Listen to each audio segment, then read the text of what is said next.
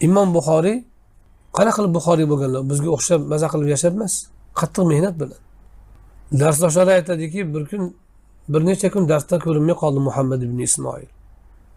Xabar olgan hujrasiga kirsak, choyshabga o'ranib g'ujanak bo'lib yotibdi. Ha, nima bo'ldi Muhammad senga? Nimaga chiqmayapsan darsga? Kiyimim yo'q. Qani kiyiming?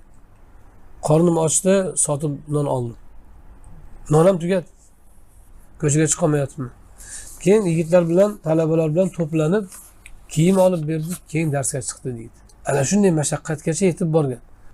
Biz u bir kun agar ovqatimiz kechikib qolsa dars qilib qo'yamiz. Kiyimini sotishgacha borganlar.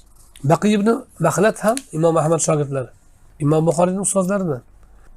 U kishi ham xuddi shunday bo'lganlar. Bir necha marta varaq olish uchun ishtonni sotib olgan ekan. Lunga bo'lib yurgan ekan.